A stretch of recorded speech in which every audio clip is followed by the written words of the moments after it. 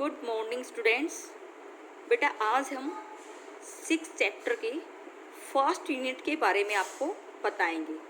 6 chapter जिसका नाम है लोकतांत्रिक व्यवस्था का संकट।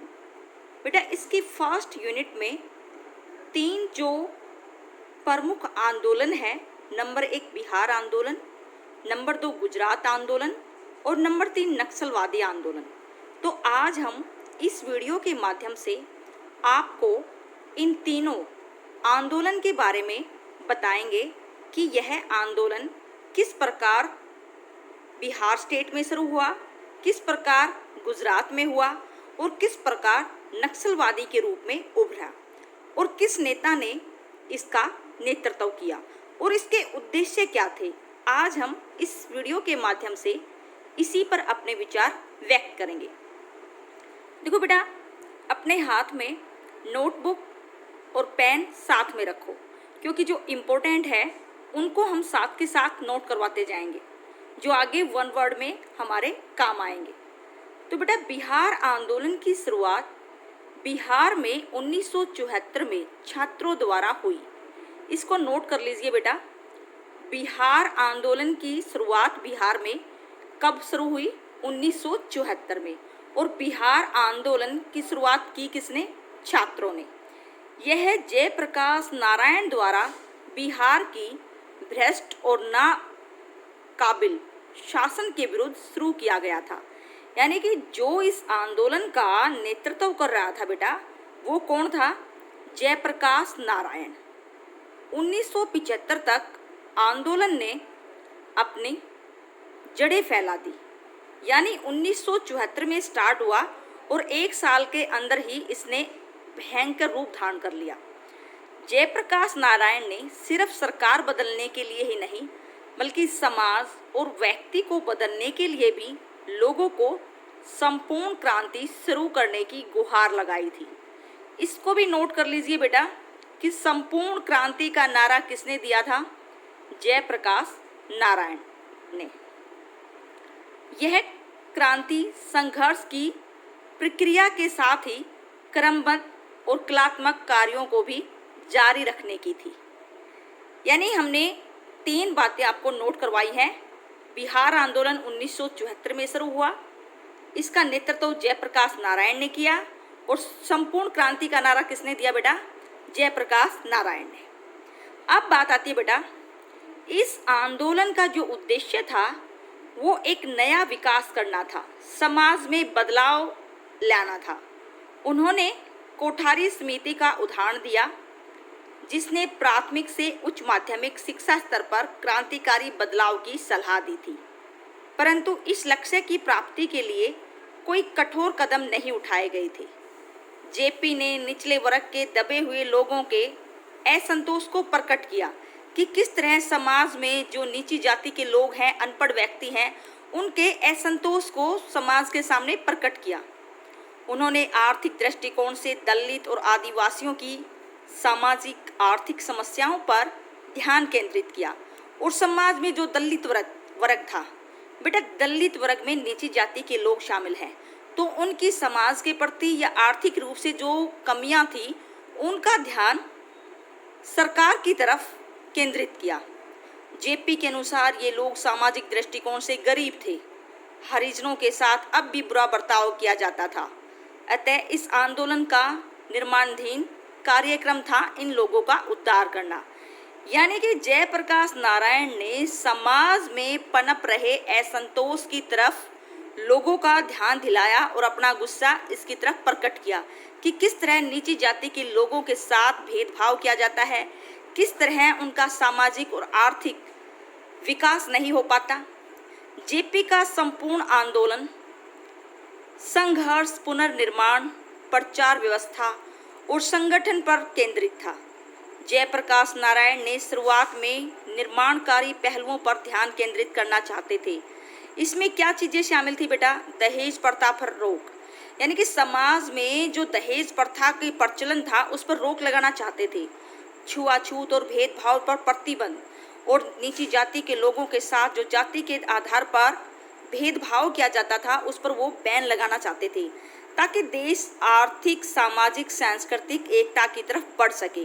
क्योंकि जब देश में जाति, धर्म, भाषा के आधार पर किसी तरह का भेदभाव नहीं होगा बेटा, तभी तो देश एकता की तरफ बढ़ेगा। जेपी के अनुसार संपूर्ण क्रांति का अर्थ था स्थायी क्रांति।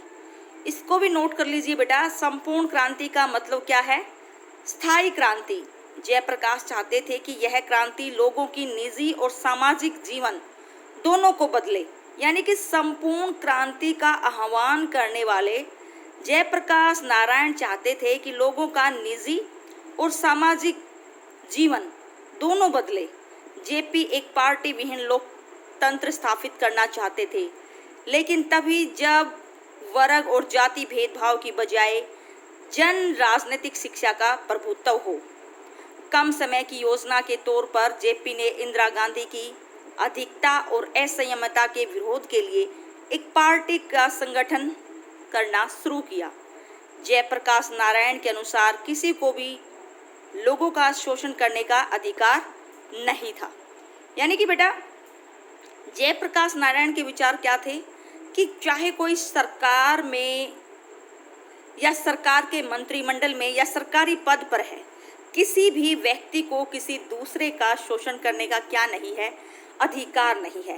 यानी जयप्रकाश नारायण ऐसे समाज की कल्पना चाहते थे जिसमें सभी लोग इक्वल हों और सभी को समानता का अधिकार मिले।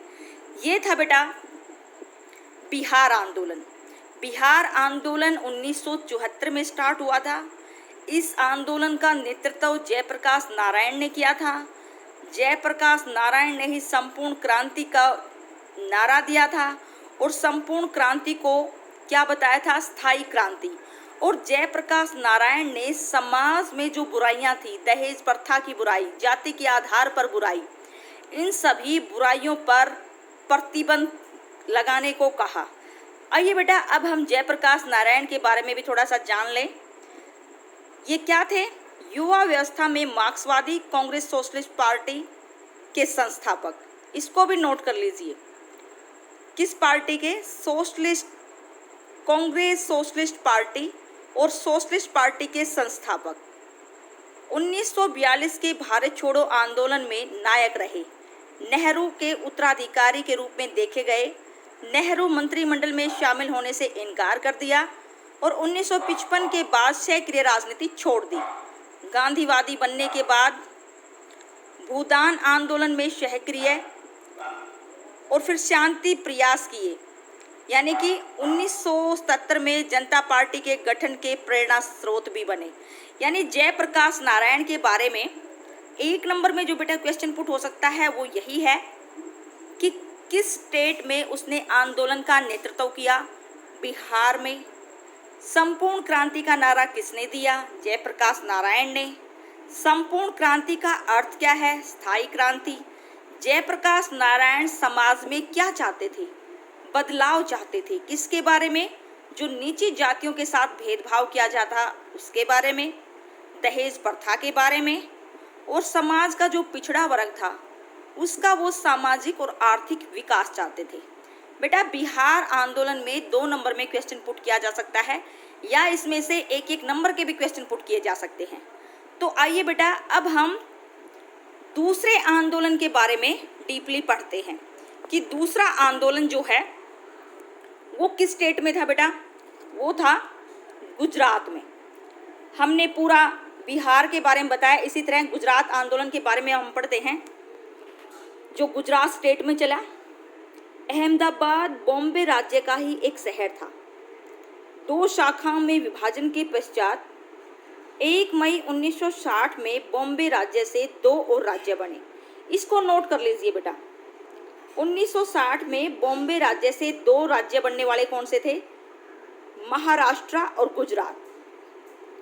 अहमदाबाद गुजरात राज्य की राजधानी बना। 1960 के दशक में कई अनुसंधान और शैक्षणिक संस्थान बने। 1 फरवरी 1974 में नवनिर्माण आंदोलन की शुरुआत ने अहमदाबाद को राष्ट्रीय राजनीति में केंद्रीय स्थान दिला दिया। नवनिर्माण आंदोलन एक सामाजिक राजनीतिक आंदोलन था। यह आंदोलन शुरू हुआ था LD इंजीनियर विश्वविद्यालय के छात्रावास में खाने की कीमतों पर 20% वृद्धि होने के कारण। यानी कि बेटा गुजरात में नवनिर्माण आंदोलन स्टार्ट होने का मेन रीज़न क्या था कि जो वहाँ का कॉलेज था एलडी इंजीनियर विश्वविद्यालय, वहाँ के हॉस्टल में खाने की जो कीमत थी वो 20% क्या कर दी गई, बढ़ा दी गई। एक छोटे से विरोध से यह जल्दी ही बढ़कर नवनिर्माण आंदोलन बन गया। बेटा नवनिर्माण एक छात्र आंदोलन था। जिस तरह बिहार में छात्र आंदोलन था, उसी तरह नवनिर्माण एक छात्र आंदोलन था। एक शहरी विरोध उन लोगों के प्रति था जो गर्व से हरित क्रांति और श्वेत क्रांति का मंत्र जपते थे। इस आंदोलन के परिणाम स्वरूप गुजरात के मुख्यमंत्री चिमनभाई पटेल ने इस्तीफा दिया। यानी जब यह आंदोलन चला तो वहाँ का जो सीएम था बेटा वो था चिमनभाई पटेल, और इंदिरा गांधी ने जून 1975 में आपातकाल घोषित किया। इसको भी नोट कर लीजिए, इंदिरा गांधी ने 1975 में देश में आपातकाल लगाया। 1980 तक सत्ता में रहे नेताओं ने गुजरात को छोटा जापान बनाने की बड़ी विकास योजना का प्रक्षेप करने पर ध्यान केंद्रित करना शुरू किया। सफलता के लिए मध्यवर्ती नेताओं और न्यूनतम लाभ प्राप्त समूहों को भी शामिल किया गया। इसके परिणाम स्वरूप ही मध्यम वर्ग की शुरुआत हुई। गुजरात के मध्यम वर्ग अब उच्च वर्ग द्वारा शोषित नहीं होता था। मध्यम वर्ग सामाजिक और शैक्षणिक रूप से पिछड़े वर्ग, अनुसूचित जाति और जनजाति सब ऊपर उठे और मध्यम वर्ग का हिस्सा बन गई। यानी उसमें बेटा एक नंबर का क्या क्वेश्चन पुट किया जा सकता है कि 1 मई 1960 में बॉम्बे में से कौन से 2 राज्य बने थे, महाराष्ट्र और गुजरात। और नवनिर्माण आंदोलन किस स्टेट में चला था, गुजरात में। जब गुजरात में नव निर्माण आंदोलन चला तो वहाँ के सीएम कौन थे, तो इसको भी नोट कर लीजिए, चिमनभाई पटेल। इंदिरा गांधी ने देश में आपातकाल कब लगाया, 1975 में। नवनिर्माण आंदोलन द्वारा लगाए गए अवरोध ने कांग्रेस को एक नया निर्वाचन सम्मिश्रण आविष्कार करने पर मजबूर किया, जिसका नाम था खाम, क्षेत्रीय हरिजन आदिवासी मुस्लिम। यानी कि खाम की जो परिभाषा क्या है बेटा, क्षेत्रीय हरिजन आदिवासी मुस्लिम। खाम की सफलता ने उच्च वर्ग को अपने प्रभुत्व के प्रति चेतावनी दी। इसने डरकर शिक्षित उच्च वर्ग ने 1981 में आरक्षण लागू करने के विरोध में एक आंदोलन शुरू कर अपनी तीखी प्रतिक्रिया व्यक्त की। बिहार में जहां केंद्रीय सरकार के विरुद्ध एक शक्तिशाली सत्याग्रह संगठित किया गया, वहीं गुजरात में नवनिर्माण आंदोलन ने एक नई गठबंधन सरकार को जन्म दिया। किस सरकार को जन्म दिया बेटा, जन मोर्चा और कांग्रेस की हार कहा जाता था। बंगाल में नक्सलवादी आंदोलन तेज हो गई। देश में आपातकाल लगाने को लेकर कांग्रेस को संसद में भी कड़ा विरोध झेलना पड़ा। बिहार आंदोलन को पढ़ने के बाद बेटा और गुजरात आंदोलन को पढ़ने के बाद अब हम जिस आंदोलन पर आए हैं उस आंदोलन का नाम है नक्सलवादी आंदोलन। इस चैप्टर में ये तीनों आंदोलन मोस्ट इम्पोर्टेंट आंदोलन है। तो आइए अब हम आपको नक्सलवादी आंदोलन के बारे में बताते हैं। देखो बेटा, क्योंकि यह आंदोलन नक्सलवादी क्षेत्र से शुरू हुआ था, इसलिए इसे नक्सलवादी आंदोलन कहा जाता है।